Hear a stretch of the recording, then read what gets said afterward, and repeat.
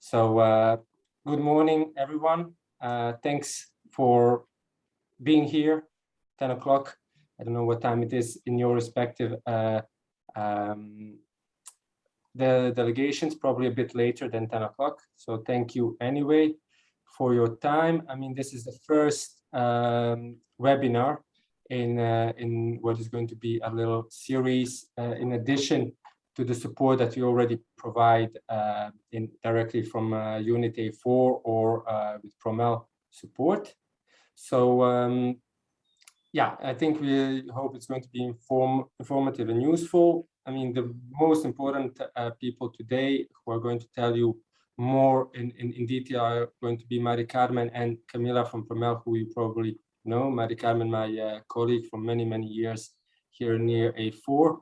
And Camila, well, from PROMEL, who you already probably had a chance to meet. And I'm Ivica Lekic. I've also been in near A4 as an evaluation officer for almost 3 years. And starting on 1st of November, I'll be taking over as team leader for monitoring and evaluation. So I think the importance of this webinar and importance of Inception report is something I think that we wanted to emphasize and to give some support to often evaluation managers who are either not so familiar with this task or are not necessarily at ease in managing evaluators. And yet it is a important first deliverable that evaluators need to deliver. It's, I think, a chance to set good foundations. It's a chance to correct some things at a very early stage, which makes all of the next steps that come much easier. It's a chance also to communicate if you see that they are the evaluators are not on the right track. This is in a way a very key stage. So I think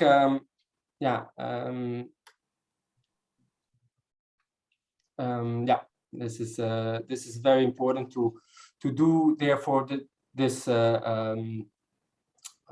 webinar. The idea is to respond also to the needs that you have and that already complement the webinars that INPA and evaluation service, their support service has given to the INPA, NIA, and FBI staff, which, for example, did already the coverage of terms of reference. There have been actions and will continue to be undertaken to address these problems. A first step has been to revise the SIEA terms of reference template. I think you already received a message from Mari Carmen on this. Well, this webinar is the second step, and there will be topics for future webinars, which are still to be defined. And we wanted, before defining, and we want also to hear from you. Depending on the needs and interests, possible options could be to do a fine-tuned version of this very webinar, or webinars addressing specific issues in greater detail, evaluation questions, evaluation matrix, or webinars addressing new topics to be defined in light of feedback and interest that you tell us. And at the end of this webinar, we will send a link with a quick survey where we will ask you to provide not only feedback on the webinar, but also proposals for future webinars. And of course, you can also ask and propose things in the chat. So I think without further ado, and seeing that we're already at good number of 25 participants, I'll leave you in hands of Camila and Mari Carmen. Thank you, Ivica. So this is Mari Carmen from A4. I hope everyone is able to listen. I have some issues with my webcam, so I'm really sorry for that, but I cannot put it. Okay, so before we start, we wanted to draw your attention on the fact that the webinar is being recorded. Why? We want to allow the possibility of sharing this webinar further, maybe to colleagues that were not able to join today. So it's really key for us in that regard. And please be reassured that the video recording will only allow the presenters and the slides to be recorded. So you will not be the idea is to anonymize any contribution question that will be raised by the audience. So, so really in that regard, don't worry, your anonymity, is ensured. But by participating, you confirm that you have no objection to this recording. Okay, so this is a first point of attention.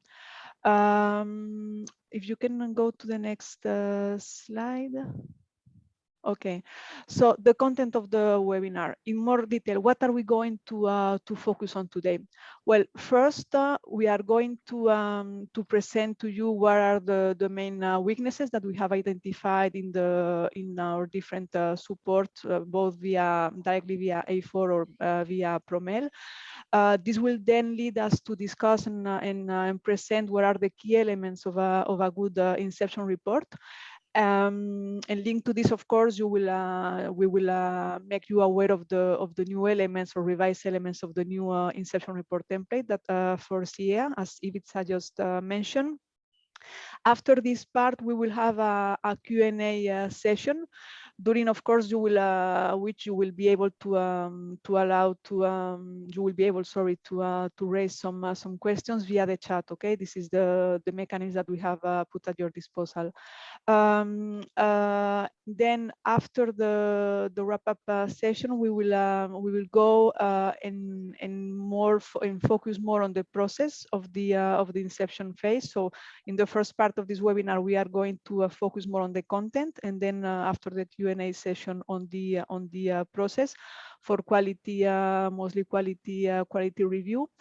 Then we will have a small session on what do I do if you encounter some of the issues that we will talk about during this webinar with Camila.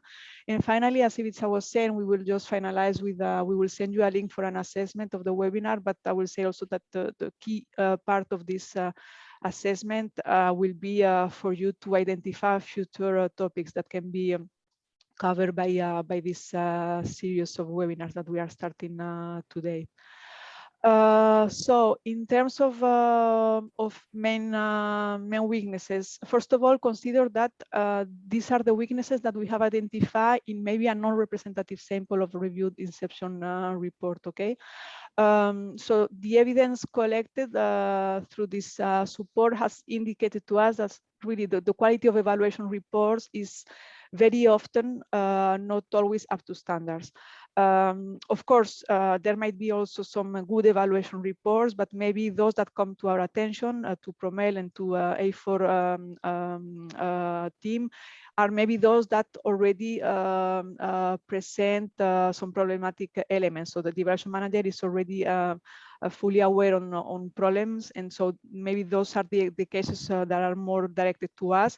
But maybe, this is the majority we can say, but we have also received Inception report that were simply, I mean, not considered problematic, but that anyway needed our revision. So keep that in mind, okay? So it's maybe not a very representative sample, but still we have already assessed quite a number of them. So we believe that the weaknesses that we are showing here are actually rather representative. So we have identified 5 key areas of weaknesses. And the number of ticks actually that you see on in orange on the screen actually represents the relative frequency with which these have been are noted in reviewed reports. Okay, so the first weakness, we believe that there is really an imbalance in the relative weight of the different sections of the report. Sometimes we have seen backgrounds and context sections that maybe account for I don't know, like something like 50% of the text. Then on the contrary, we have seen reports that for which the methodological aspects are really very minimal in the report, like for 10-20% of the main text of the report. Then others in which, for example, the description of the an analysis of the stakeholders accounts for almost also 40-50% of the report. So there is really an issue with the imbalance, and as we will show you after, we have taken already some actions in this regard to improve this situation. Then there is a weak editing of reports. I mean, typos, limited the use of tables and graphs. Also very a mix of different issues in the same sentence or in the same paragraph, so presenting really a non very structured and inconsistent report, making also the reading quite cumbersome. So it's also sometimes we have seen wrong numbering of paragraphs, graphs. So I mean, you name it. We believe that there is really an effort to be done on this. Then a key weakness, and as you can see, this is one of the two that is the most common in the Inception reports, is the totally absent or weakly articulated reconstruction of the intervention logic of the intervention that is being evaluated. So this is really a key element. So there is really no representation in whatever form. So there is no diagram, or even not presented in a table format. There is no narrative of what the intervention logic of the intervention that is being evaluated is. There is no explanation at all on the causality chains of this intervention logic. So this is really a key element that we have seen in most of the Inception reports, unfortunately. Then there are also some shortcomings in the presentation of the evaluation questions. So for sure, for those Inception reports that do not have an intervention logic, you can imagine that then there is absolutely no link between the evaluation questions and this intervention logic. And even in cases in which there is some information on the levels of the intervention logic, then the evaluation questions are not usually even connected to this intervention logic. Then there is no clear link between also sometimes between the indicative evaluation question that you have put in the terms of reference and those presented in the report. So sometimes there is a bit of inconsistency. There is no rationale for the presentation of the evaluation questions, meaning that, I mean, sometimes the report just present like evaluation question headings, but with no rationale behind it. I mean, with no explanation on why this question is being proposed. Sometimes also a key issue in relation to evaluation questions is their number. Sometimes we have received reports with, there was one, apparently this was covered by PROMEL, in which there were 51 evaluation questions. In others, I mean, the numbers also were quite great, and this is of course a key problem, because of course then for the evaluation questions, the evaluation team is actually asked to define judgment criteria. So you can imagine if you have a big list of evaluation question headings, then the list that we will have in the end, if we add the judgment criteria, it will be like simply unmanageable. And then also another key weakness is the absence or the confusing presentation of the evaluation matrices. So usually there are formats which are really difficult to read. There are, as I was saying before, also no explanation on the rationale and on the scope of the evaluation questions. No clear link between the evaluation questions and the judgment criteria, no link between judgment criteria and indicators, no clarity on how data is to inform the indicators will be collected and analyzed. So really, these are the main weaknesses, and we will come back to these issues and explain them in a bit more of detail when we will look at the elements of a good report. But anyway, if you have questions, you can already put them in the chat, okay? And okay, I leave the floor to Camila now. Yes, sorry, Mari Carmen ended saying if you have questions or if you have other examples of issues, shortcomings that you've noticed that maybe we're not going to cover, just put them up in the chat. It's always useful for us to get feedback from you in whatever form. So Mari Carmen indicated what were the key weaknesses identified in review reports. And here we're just showing you graphically, so a different way of showing the table of contents of two reports that were reviewed, two Inception reports that were reviewed. Now we've put in boxes and circles and so on, but essentially what we wanted to show that in some cases, also by simply looking at the table of contents, you can see that there's this unbalance and in the relative weight of the sections, and somehow the unbalance then also hides weaknesses in what is presented or not. So if we look at the table of contents on the left-hand side, we can see, for example, that there is the methodological design of the evaluation is just 2 pages, and actually not even that when we actually look at the report itself, but you see from page 12 to 14, the EQs are not presented, although of course then we have the evaluation design matrix in annex. So that's on the bright side if you want. Just another example, if we look on the right-hand side, it's another different report. There we have that the introduction and background goes from page 7 to 25. So that's about 18 pages out of a report, which actually is of approximately 30 pages because the annexes start on page 38. So again, you see the background there absorbs about 50% of the whole Inception report. There is the mention of the Reconstruction intervention logic, which is certainly a positive element. But it's, and then evaluation questions and judgment criteria, again, you see it's 1 page, not even 1 page. So how do you really describe the evaluation questions and the judgment criteria in 1 page? So this is just to show in a different format. So, you know, we're not exaggerating when we say that we have encountered weaknesses. I'm sure that many of you are already aware of this, but this is just to sort of strengthen a couple of points. Now, as we said, we've looked at the weaknesses, but now let's focus on, you know, okay, we saw what they should not contain or what the weak points are, but what are the key elements of a good Inception report? Well, basically, we structured this in 2 macro areas, if you want. One is presentation and one is contents. And if you recall the first slide on the weaknesses, we said presentation, there are 2 key issues. One is relative weight, and the other one was typos and tables and so on. And these go into the presentation, and then of course the contents, and that's going to be the sort of the lengthier, the most important part. And we have decided to start from the presentation because it's easier if you want. So we want to sort of get you into the process, ease you into the process. Now, what do we mean by presentation? Well, we mean structure and clarity. Now, of course, if we talk about presentation, some of you might also say, okay, but you know, what matters really is content. We don't really, you know, the way in which things are presented is not as important as what is contained in the report. And though, you know, we don't disagree on the fact that the contents are the core of the report, we also want to draw your attention to the fact that it is important to present things in a certain way.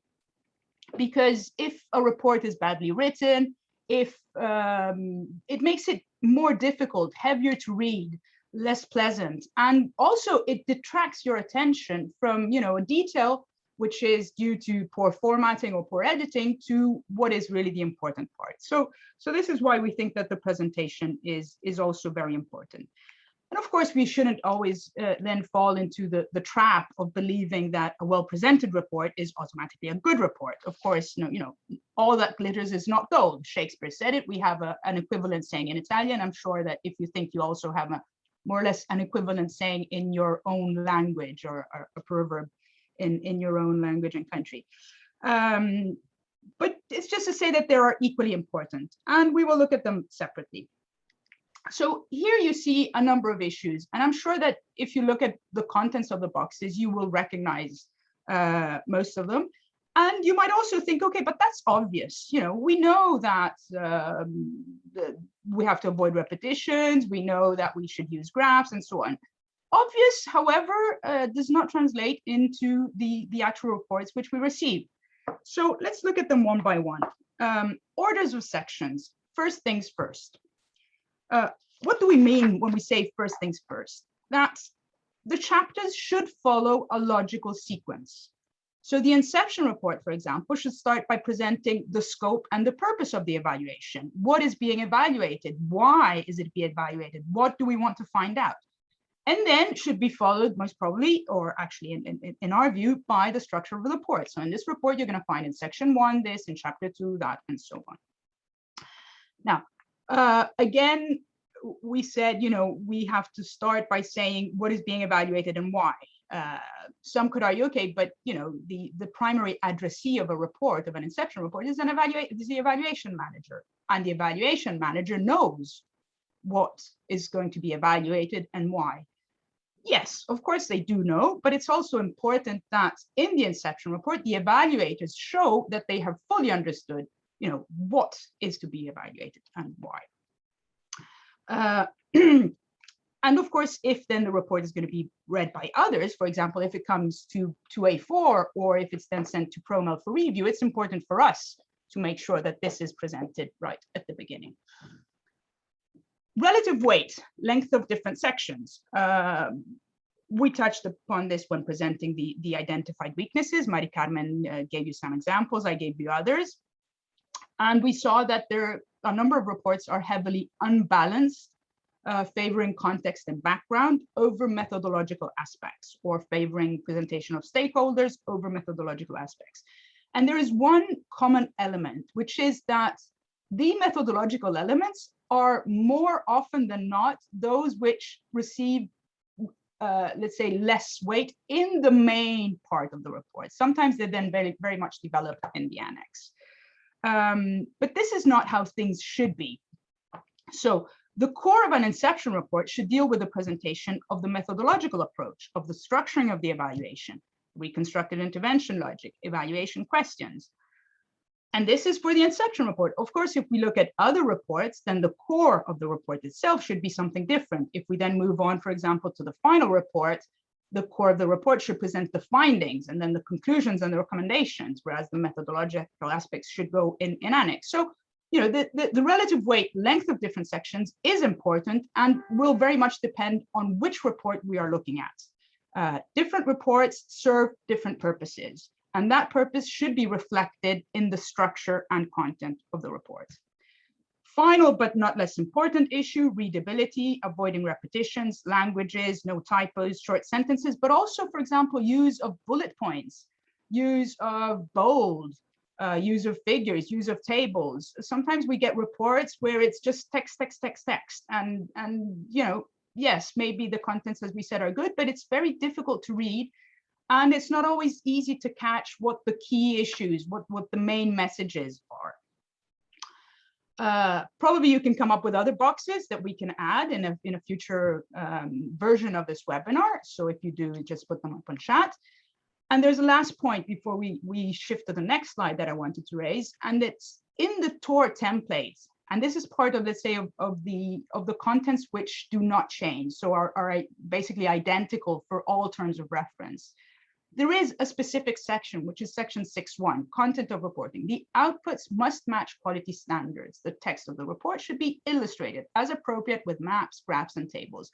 So in terms of readability and in terms of, you know, how it's presented, this is clearly stated as a requirement in the terms of reference. So it's not something that we are coming up with because we say, oh, it would be much better if. No, it's there, so it should be done.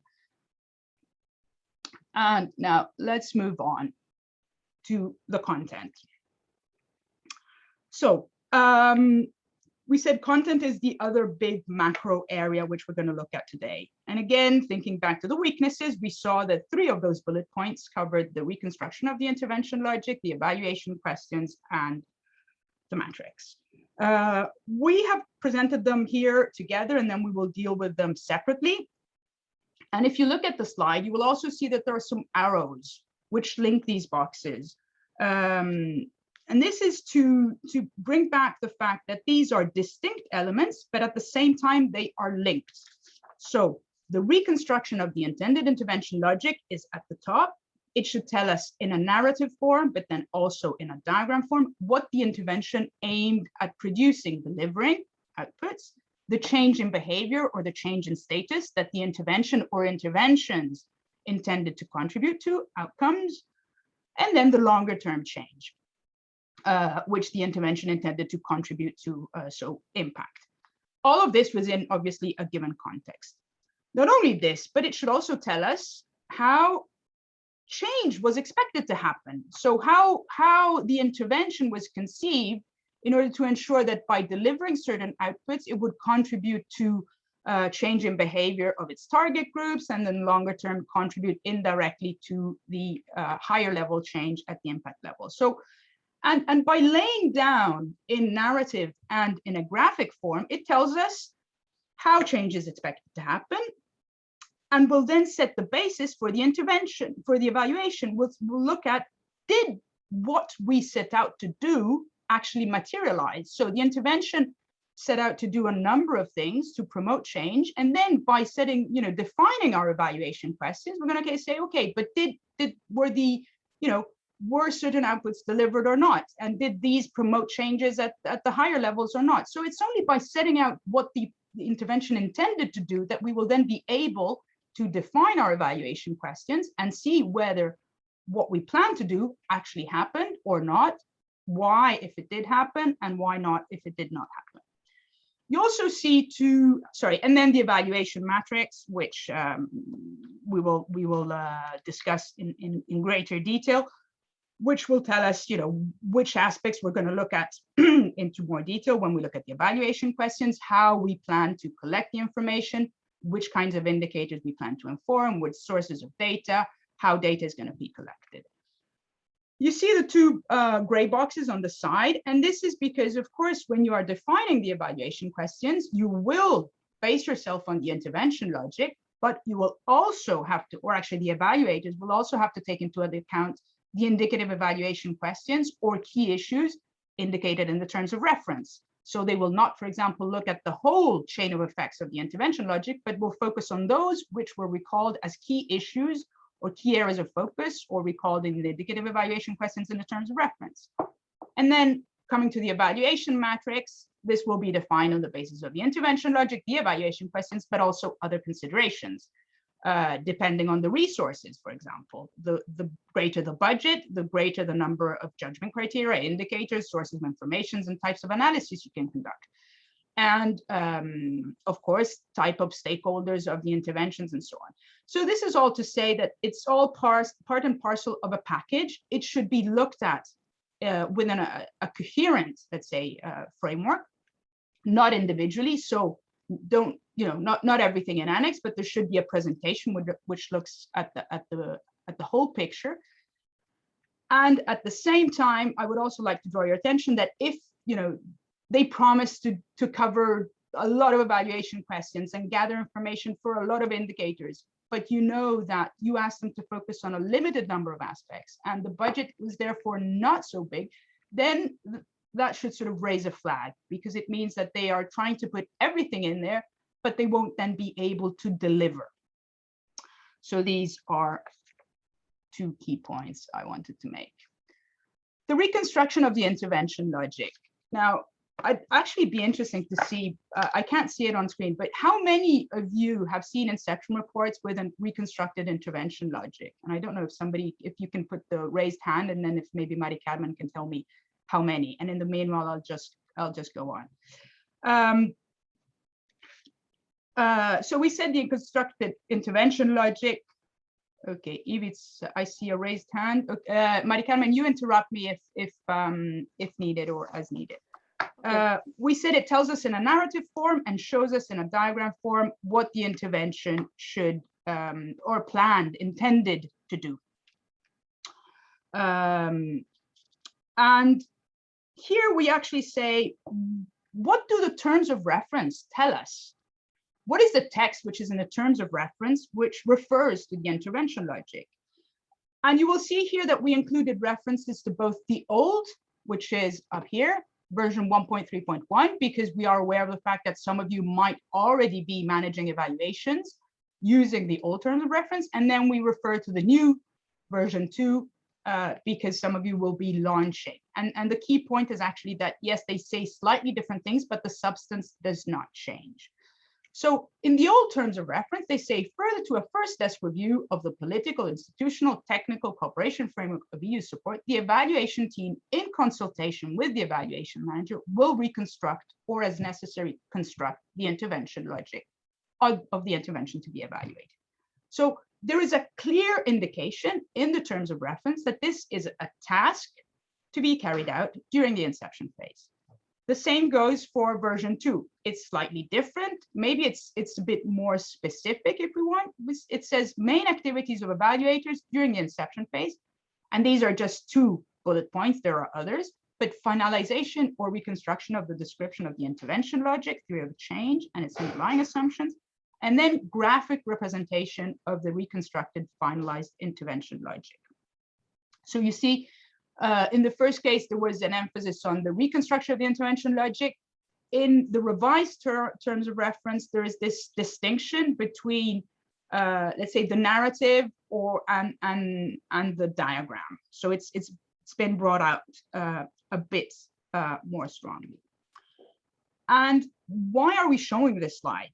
Well, because in order to be able to assess quality and provide comments, you will also need to be familiar with what can and should be done, and what, as evaluation manager, you should reasonably expect the team to submit. So why should the intervention logic be presented in the Inception report, and what is it? Okay, we said largely what it is,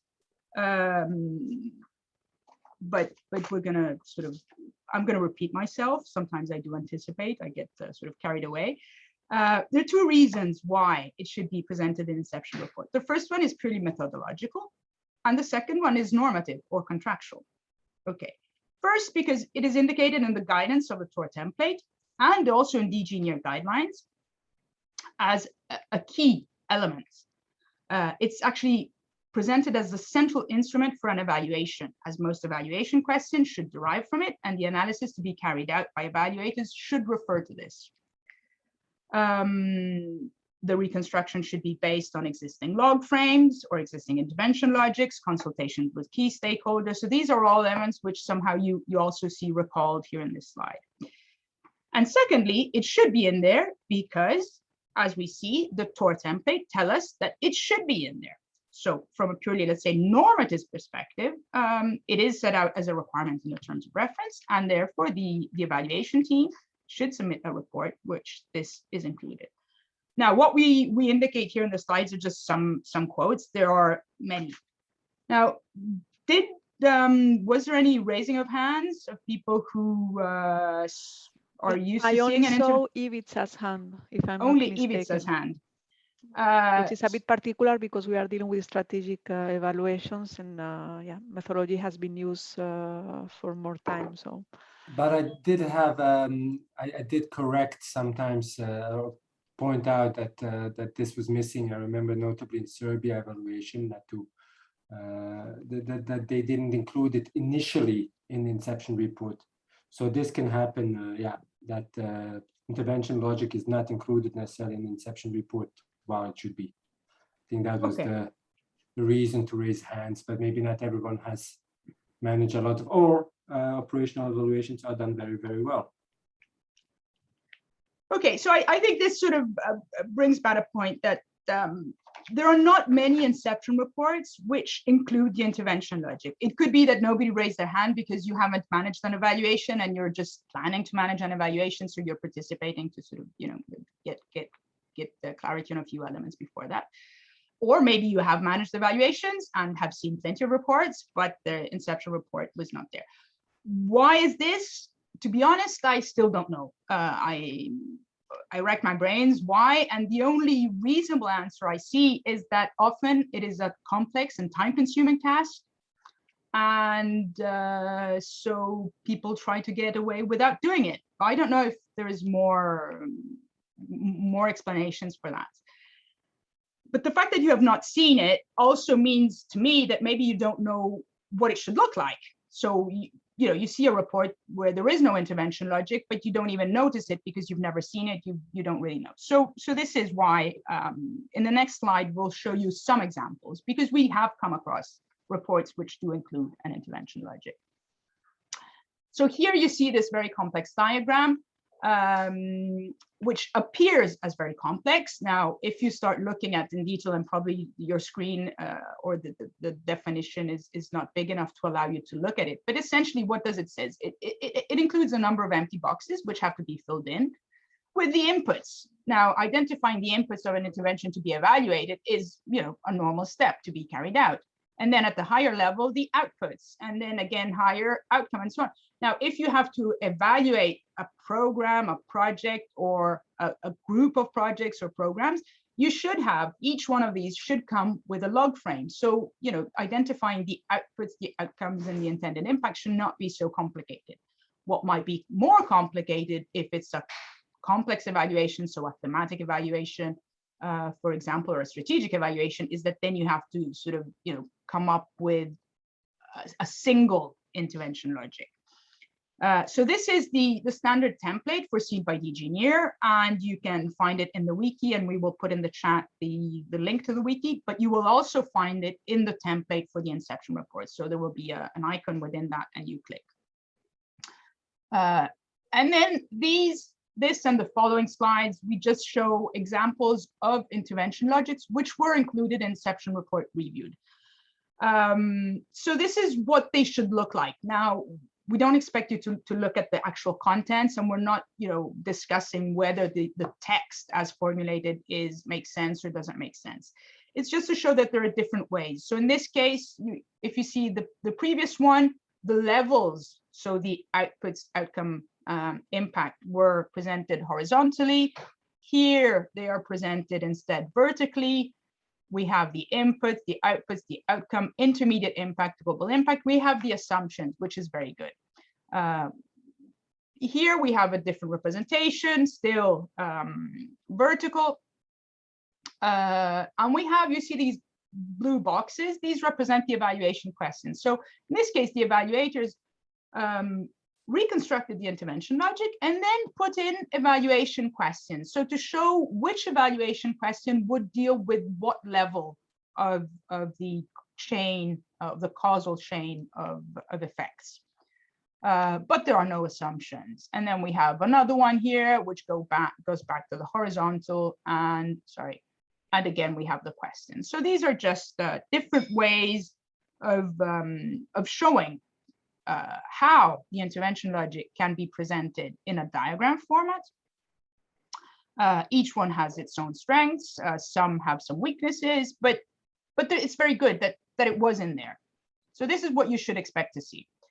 Now, before we move on to the second element, main element of context, which is evaluation questions, and then evaluation matrix, and that will be done by Mari Carmen. I just wanted to focus that the important thing to retain from this is that all good Inception reports should include a graphic representation of the intervention logic, so something like this, as well as a narrative that explains the different levels and how change is expected to happen. So the if, then, and including the assumptions. And as said, it's very important because it set the basis for the intervention logic. And Mari Carmen will now take you through the other two crucial elements, which are evaluation questions and evaluation matrix. Thank you very much, Camila. Okay, indeed. So let's focus on this. I mean, evaluation questions you are all already familiar with. Just a bit of a reminder. I mean, they define what the evaluation has to focus on, and they will have a primary impact on the methodology that the evaluators will adopt to determine the findings that will be produced by the evaluation. Okay, so now let's start by looking at what the TOR say, because of course, I mean, we are not asking you now to consider things in the evaluation Inception report. We want you to know that you have the basis to actually ask for this, and ask for this to be done in a complete and sound way. So let's have a look at what this TOR say. So in the slide you will see some quotes, and they are taken, as Camila was referring before, from the old and from the new TOR, because you are in different moments in your respective evaluation. So these quotes are not exhaustive, but they simply serve to show you that the TOR do explicitly indicate that the Inception report has to include a final set of evaluation questions and also an evaluation matrix. Okay, so the first quote reflects what is included in the tutor. The underlined text is the only new element in the revised TOR. Okay, but for the rest, it was already there.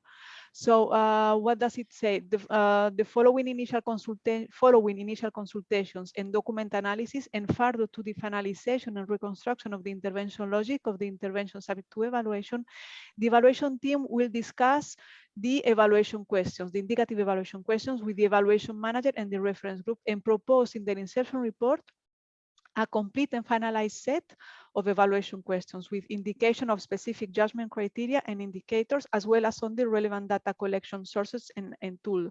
So basically, the old and new TOR they are using slightly different phrasing, but to say essentially the same thing. That is that the methodological design has to be included in the evaluation report, meaning the evaluation report has to have evaluation questions. The evaluation questions are to be articulated through judgment criteria.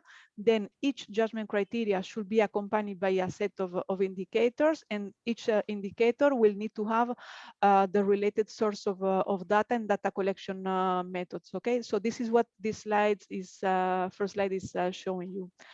Then, okay, so we now know that Inception must include this complete and finalized set of evaluation questions. Now, sorry, yeah. Now, how many? Of course, the total number should be a manageable number. And as we were saying in the intro, we have seen reports that actually had like around 50 evaluation questions. Others have actually like around 20 evaluation questions. And the number is actually essential because high number of evaluation questions imply that the evaluation team will have less time and resources to actually address them properly. And it will then lead to a more scattered and fragmented assessment. So of course, and it will negatively affect the quality of the evaluation report and the usefulness of the evaluation report. So on that, you can actually be almost 100% sure.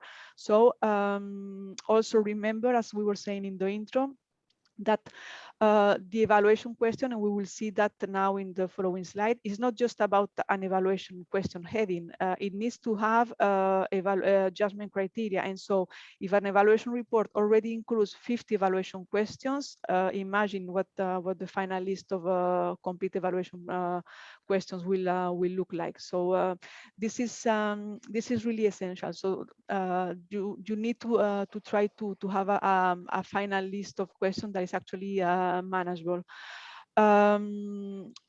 Okay, so what should they cover and what should they focus on?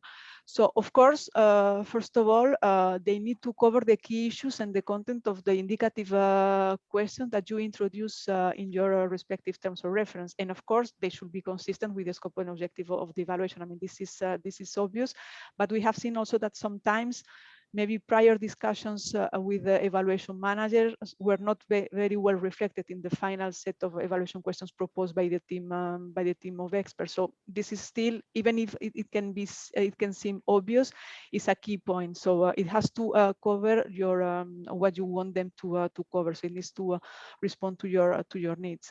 Then of course the key results and causal relationship between results. In other words, they should emerge, as Camila was already anticipating it, they should emerge from the intervention logic. And so this also means that we absolutely need to avoid very generic wording of evaluation questions. Sometimes we have seen Inception report that actually refer to, that actually draft as an evaluation question, to what extent have the output been delivered? No. This is not, this is very broad. So if we have reconstructed the intervention logic, if the evaluation team has reconstructed the intervention logic, they will have already the details on what these outputs are, and so they need to define evaluation questions that are much more specific than that. And so this is also why one of the added values, of course, of basing the evaluation questions on the intervention logic, because they will be much more specific and detailed. And also, the evaluation questions should address or be explicitly linked to at least one evaluation criteria. And you maybe have already seen the revised TOR template that we shared last week, and you have also a guidance section on this. But we would like to maybe highlight a specific, let's say, new addition in this terms of reference.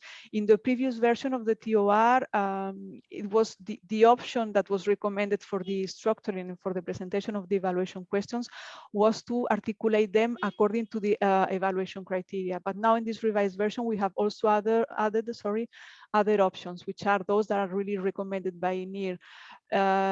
Being the fact that organizing evaluation questions by clusters covering either transversal areas or thematic areas.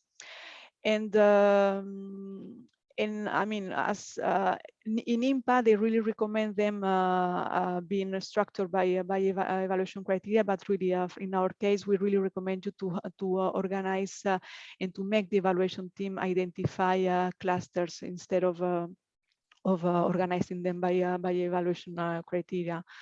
And also you need to take into consideration whether you as an evaluation manager, you want to all evaluation criteria to be covered or not. And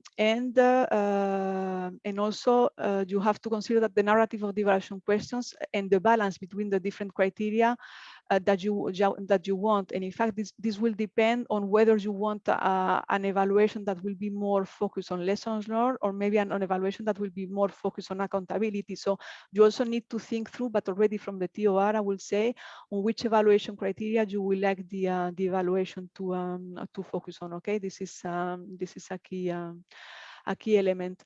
Then how should the evaluation questions be formulated? They should be formulated in the form of open questions. So to what extent has the intervention contributed to X and Y, rather than has the intervention contributed to.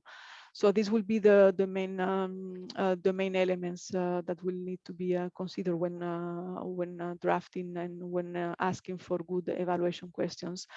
Then if we go to the next slide, thank you. So what are the elements of an evaluation question? I mean, because the evaluation questions, they should not just be listed, but they should also be presented and explained. And in fact, in this slide, you see a table that is actually integrated in the TOR template. So you have it there. That actually allows to highlight how each evaluation question addresses one or more evaluation criteria or key issue. So this is a way, a very simple way, but rather visual way of representing of visualizing the full coverage of the evaluation questions. Then if we can, okay. Here we also, in this slide, we show another table which actually shows the different elements of an evaluation question, and these are and they should be defined always in the Inception report. So the different elements are, of course, the theme of the evaluation question and the question heading in the full text of the heading. This is one. The second one is actually the rationale and coverage of the evaluation of the evaluation question. Sorry. So why is the question being asked? What it will cover, and why this evaluation question is important in light of the overall scope and mandate of the evaluation. So the evaluation team will need to justify why this evaluation question is part of the final set. Then, of course, there needs to be an indication on what the evaluation criteria covered are. And as we were saying before, I mean, as you can actually see in the previous slide, in the previous table, it is perfectly fine to have different evaluation criteria covered in a single evaluation question. So this is perfectly fine. It's actually encouraged, as I was saying before, because we would prefer to have the evaluation questions presented by cluster, thematic clusters, or transversal cluster. Thus, and this means that then one evaluation question will actually cover one or more evaluation criteria at the same time. Okay, so then the evaluation question, they also need to have the judgment criteria. And the judgment criteria are the elements that will actually further focus the scope of the evaluation question. So this is key. And maybe you might not be very used to hear about this judgment criteria concept, but if you want to think it in another way, consider them as a sort of sub-evaluation questions, with the difference that, of course, a question is formulated as a question, but the judgment criteria, they are formulated as positive statements and are used to answer an evaluation question in a positive or negative way. So they are just like a result statement, okay? And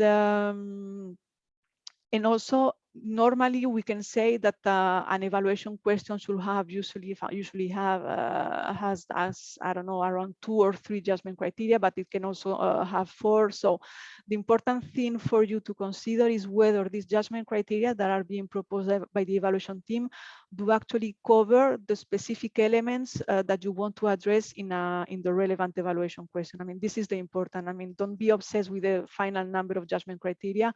Just think about whether they actually are sufficient to provide a sound answer to the main evaluation question. Okay, this is essential.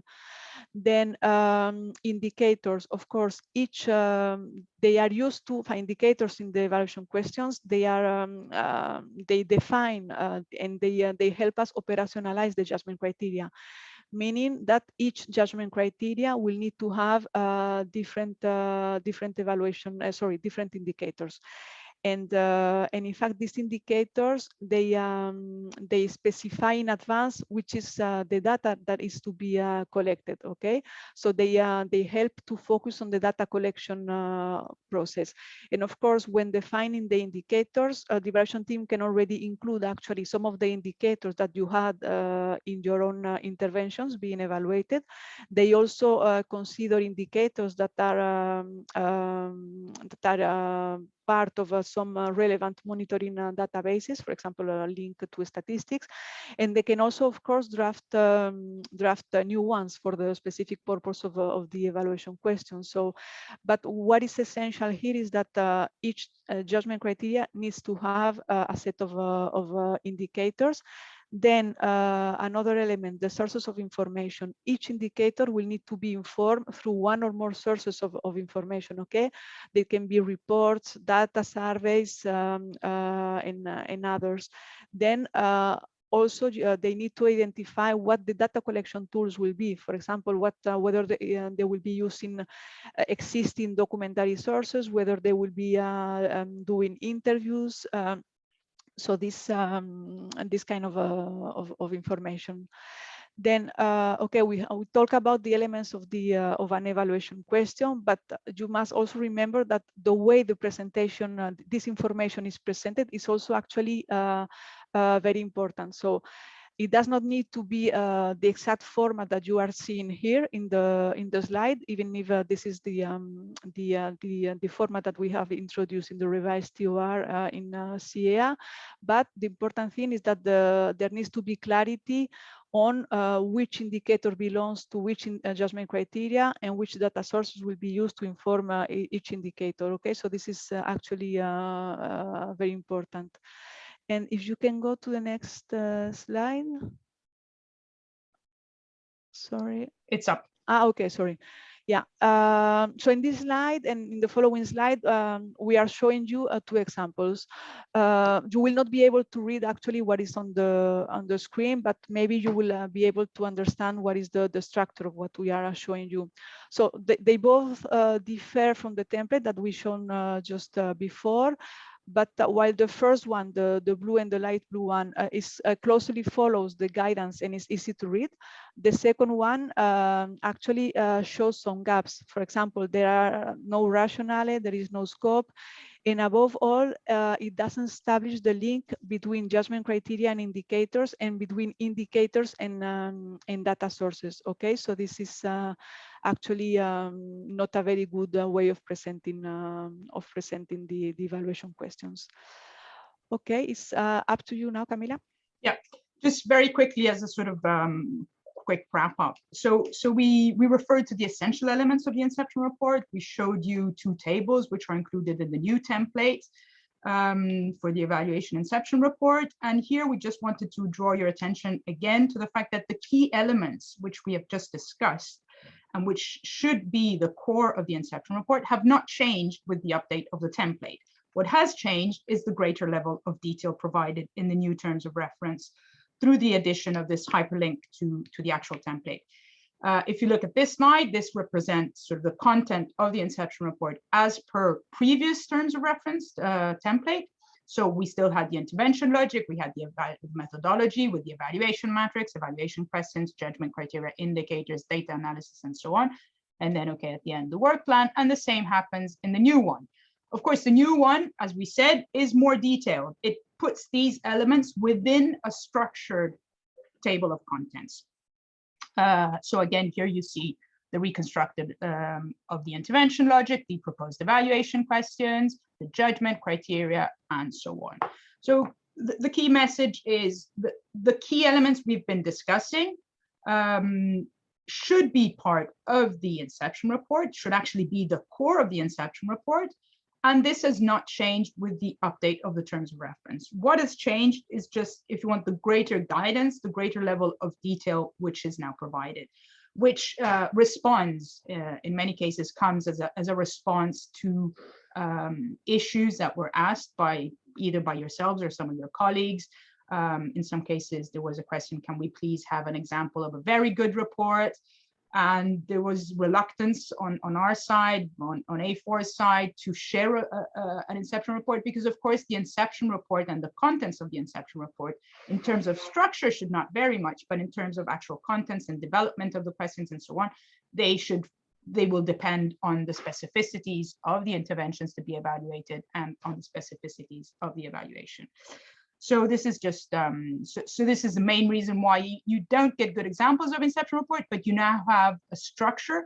And when you will open up the template, you will also see that it provides details also in terms of relative length and weight of the structures. So if we go back a bit to the presentation and we did at the beginning and the issue, one of the key weaknesses, which was the relative weight, then you will see that in the new template, all of this is also addressed through this hyperlink. So for example, you will find that the introduction tentatively should be articulated in 2 subchapters, scope and objectives and purpose, and this should be no longer than 1.5 pages. Context and background, again, there should be a number of subsections, no longer than 4 or 5 pages. Now, of course, it's not that we don't appreciate the efforts made by the evaluation team in analyzing the background, the stakeholders, and so on. It's just to draw your attention to the fact that in the Inception report, these should be presented in a more synthetic form, focusing on what the really, the most important issues with regards to background and context are for the evaluation. And then if there is, you know, a more detailed analysis, then this can go in annex, and it's certainly a big value added to the Inception report. But balance between the section. We said it before, we didn't touch upon other issues. So the one you see shaded in gray, we touched upon, and then the work plan, it can take the form of a table or chart. You see some examples at the bottom. Whatever format is fine, and this again has not changed between the 2 terms of reference. Now, we've said a lot of things, and we are wondering, I haven't seen questions coming up in the chat. We have two. We have, okay. From Michele from Lebanon, and from Rola from Lebanon as well. So Lebanon delegation is actually super active. Thank you for that. So they are basically asking us to share good examples of good evaluation questions and judgment criteria and indicators. And the response to that is that indeed we are fully aware of that it can actually be a very good tool for you. And there is already a first draft, but we still need to continue working on this. But the idea is that yes, indeed we will share some good examples. Okay, but for you to be used as inspiration, I mean, not to maybe be replicated in all of your evaluation reports now, but still to be a good source of inspiration. So yes, we will share them with you. I mean, in terms of timing, we still need to discuss internally, but by the end of the year. Okay, and what else? Normela was asking the same thing. Okay, and then Sandra from the Trust Funds team. I will be interested in getting such information as well to better draft the TOR. Yes, here is true. I mean, as Camila was saying, I mean, it's very difficult already to see a very good version of a good TOR. And also I mean, it's good that we share with you some tools that will help you improve the way you undertake your job. But we also fear that there will be then maybe a tendency to replicate them, which is actually not the purpose. I mean, because then each evaluation is different. But yeah, this is a very good question. Maybe we still need to continue discussing internally on what to do in the end with this. But okay, we get your point. Yeah, Yeah. For example, would a similar webinar focusing on the new TOR template be useful? If so, you can put it in the chat, or then you can put it into the evaluation forum as a suggestion. Yeah. And Arsu was saying also indeed that TOR is a real challenge. So she would also like to have good examples. Okay, colleagues. So we take your points, and we will come back to you on this. Okay. And I don't see any other questions. Apparently not. Maybe they will come. Okay. But in the meanwhile, yes, I think we can move forward. Okay, so maybe we can then, Normela, also good examples of desk report and synthesis final report to be shared. Okay, so same thing. Point taken, and we will come back to you on this. Okay, we will discuss internally among A4 team and also with PROMEL colleagues. Okay. But you also have in the new TOR template this hyperlink to the Inception report template. You also have it for a desk report or for a synthesis report. So already that should give you some ideas. Of course, it's not a filled-in example, but it's a table of contents with a structure, which is then detailed a bit with information on what should go where and how long. Indeed, very good point. I forgot about that. In fact, the templates will already give you an indication of what are the elements of a good report. So indeed, they will really help you. But yes, I mean, we will discuss among us the issue about sharing examples. Okay, so now we can let me. Okay, so we can now wait a moment, I will close. Okay, so until now we have been covering with Camila the part more on the content, and now we shift to the process. What are the key players involved in quality control? So of course, we commonly identify as key players the team leader and the evaluation manager. So the team leader, which is the person who actually drafts the report, and that is also expected to verify and check the quality of the inputs received from the team members. And then the evaluation manager, who receives the report, reads it, assesses it, and provides comments to and approves the report. But of course, these are not the only two key actors. We also have two key players. The quality assessor that is to be hired by the contractor, and then the reference group. So sorry, yeah. So while each of these have its own role, the collaboration between these key stakeholders is actually the key.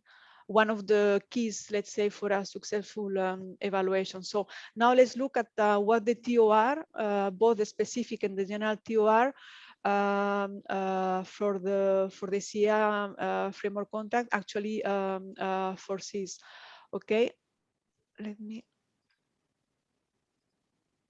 Okay, first of all, at the level of the management and steering of the evaluation, of course, at the EU level, already, as you can see, the specific TOR template, they actually already mentioned that the evaluation is to be managed by an evaluation manager, and the progress of the evaluation will be followed closely with the assistance of a reference group.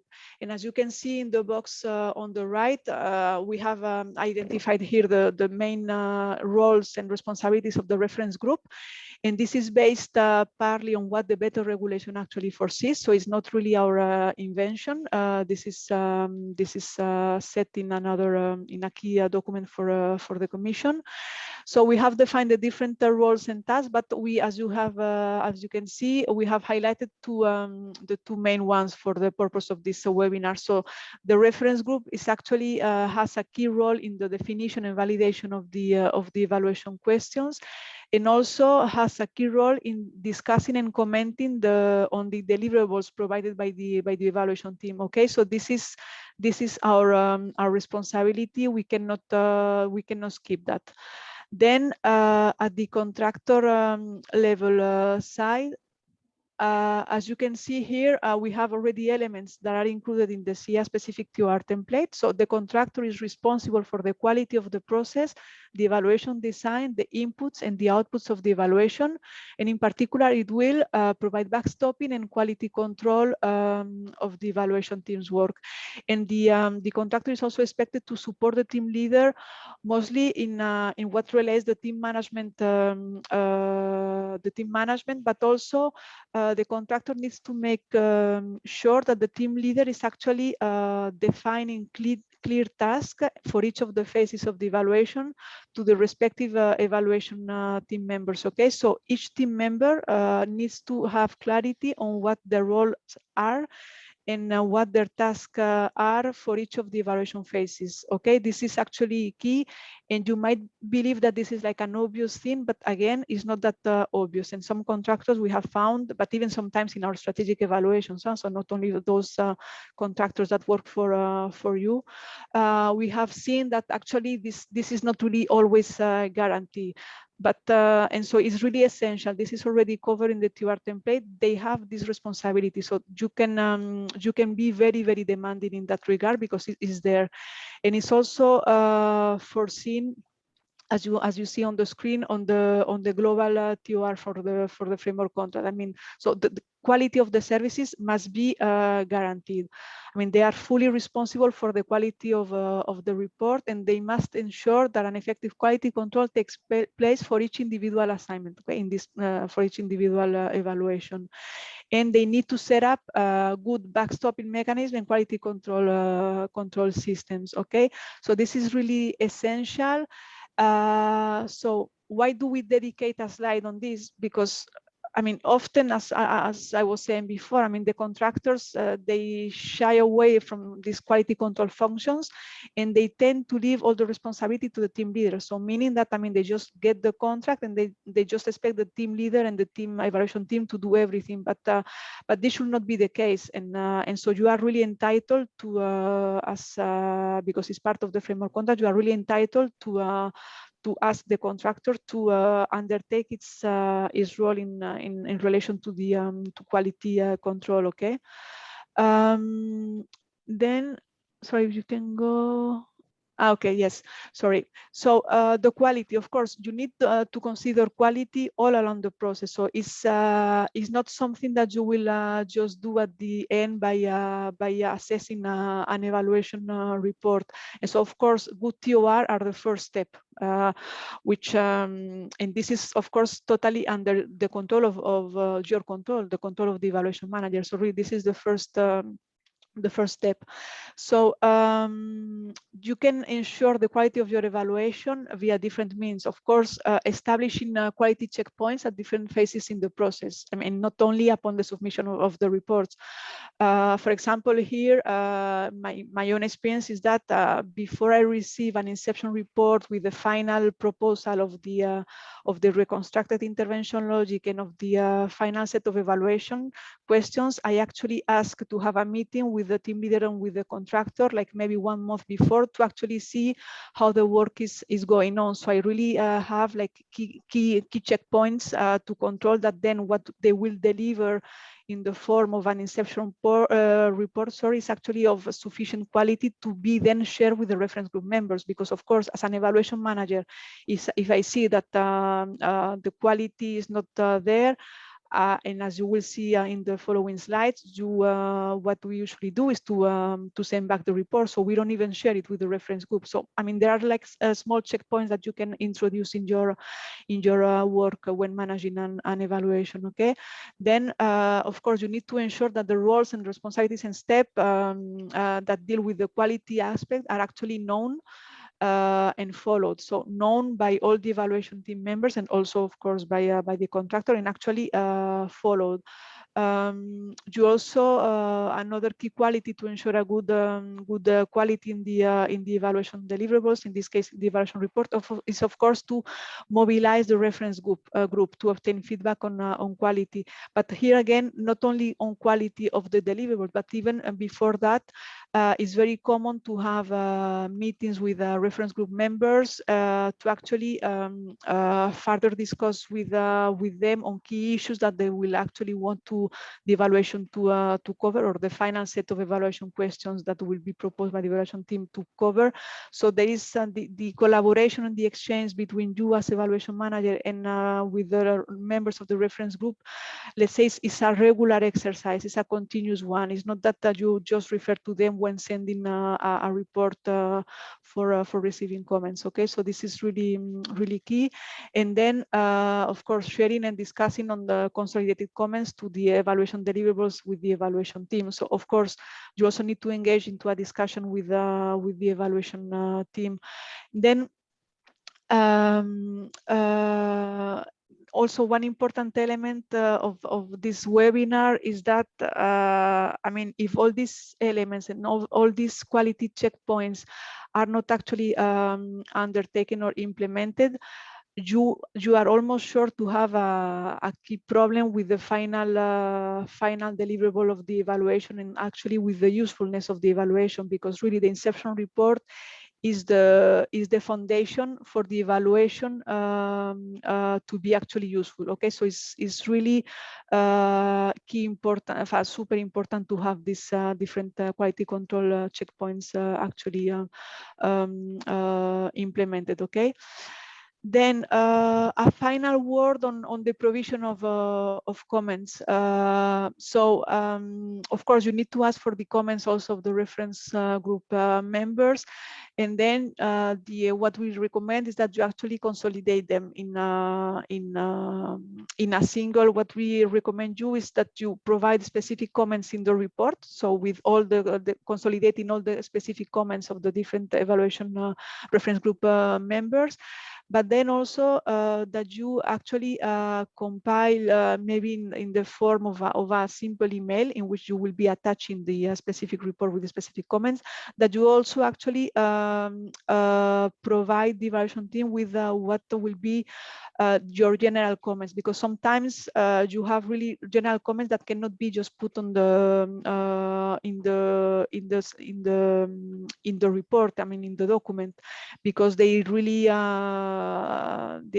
tackle more fundamental problems. For example, I don't know if you see that in an Inception report, all the key persons that needed to be interviewed, meaning at least the members of the reference group, were not actually interviewed. I mean, this kind of more general comments or lack of consistency, lack of exchange and communication with the reference group members, you will actually you will like maybe to do it to present it as a really general comment. So lack of exchange with key stakeholders within the commissions. I mean, this kind of things. But I mean, I'm sure that you will see what the general comments can be. Then. Of course, you need to be diplomatic, and you can use all the smileys that you want to use. And this is, for example, something that I really do very often. But you need to be sure that the message is understood by the evaluation team. So don't be afraid of being hard, still diplomatic, but still very clear and hard on your comments. And then also another important element, and this is something that we always do for our strategic evaluations, is that you need to ask the contractor to submit with the revised version of the report the responses to the comments, and this is already also explicitly foreseen in the TOR. Okay, so we say that the evaluation team, together with the revised report, should provide a separate document explaining how and where comments have been integrated, or the reason for not integrating certain comments. Okay, so this is also a key tool for you. Okay, I think Camila is up to you. Yes. Sorry, I'm told that there's a small yellow box that appears, but I have no clue on how to take it out. Sorry, so on what? The small yellow box appears sometimes on the slides. It's true, indeed. But yeah. I have no idea why that happens. Yeah. So my apologies for this. Okay, Mari Carmen anticipated that there are some, what do I do if? There are a number of situations which you are likely to encounter, and I mean, we know by first-hand experience that this has happened to you, because we've been supporting you in the review of the documents. the answer to what do I do if is almost invariably the same. What are the typical cases? What if the report has not been edited, meaning typos, not properly written in English or French for that matter? There is no intervention logic, or the evaluation questions or the evaluation matrix do not provide the full set of elements required, or if the report lacks emphasis on the key issues which were discussed and agreed during earlier meetings. Well, Mari Carmen anticipated already some of this. You can send the report back. I mean, the terms of reference, both of the specific evaluation, but also the broader terms of reference of the let's say, the general SEIA contract, are very clear on this. There are some things that must be guaranteed by the contractor in terms of quality control. And there are some elements which have to be part of the Inception report. So you can send the report back and say, you know, the report is difficult to read, it's not been edited, and this is an obligation. So please send us a report which has been edited, and we will not look at it until this happens. Okay, it's pretty harsh if you want, but sometimes you also have to set the scene from the start. If you accept an Inception report which is not of good quality, then you also somehow send a message that you are going to accept an evaluation which is whose quality is not up to the level required. So you can send it back and be clear. This is an essential and required element of the Inception report as per terms of reference, which are binding for them. So both the new and the old terms of reference. And the other key recommendation we have is to request a meeting with the evaluation team leader. Yes, and we know that in most cases this happened, that there is a very good dialogue between the evaluation team leader and the evaluation manager. But ask that the contractor, a representative of the contractor, ideally the person in charge of quality control, participates to this. And that they also tell you how quality control was carried out. Because the impression we have, and of course we can't prove it, is that in many cases, everything is left on the shoulders of the team leader, who has to coordinate the team and then has to prepare the report and edit the report and add the annexes and so on. We know that's not always the case. I mean, I've carried out evaluations in which I had great backstopping, but it can happen. So these are the two sort of key recommendations. And of course, you know, if you don't know what to do, you're a bit lost, or even if you just want some, you know, a second opinion, or you just want validation of what your impressions are, you can ask for support. How do you ask for support? You contact the near Eval monitoring functional mailbox, which is addressed to A4, and then A4 will provide support either directly or via PROMEL. Now, there are a number of other things. Ivica was saying it at the very beginning. So this webinar is part of a big set of actions which we are slowly putting in place, which A4 is putting in place with our support in some cases. So we do provide, and A4 provides answers to questions which come in through the functional mailbox, revision of reports. And by revision of reports, we don't mean that we do the job for you, but that we provide a sort of a second opinion. There is the wiki, there are workshops, there's coaching, the webinars, which are a new form of support for us. So there are a number of different types of activities. And in the chat, you will then find the links, which are here on slide, but you can't click on. At the same time, there are some things that we do not do. The function of A4 and is very broad, but if we just look at it in some parts, and especially in what PROMEL is supporting A4 to do, is that it's to develop capacity. So capacity development, coaching, workshops, webinars. We do not do a review service. So it's not that you get an Inception report, you open it up and say, okay, let's send it to A4 so that they can review it and provide comments. No, we do provide support, but it does not substitute your role. So the idea is that we come in to support you in doing your job better, but we don't do the job for you. This is, I think, the most important element of all.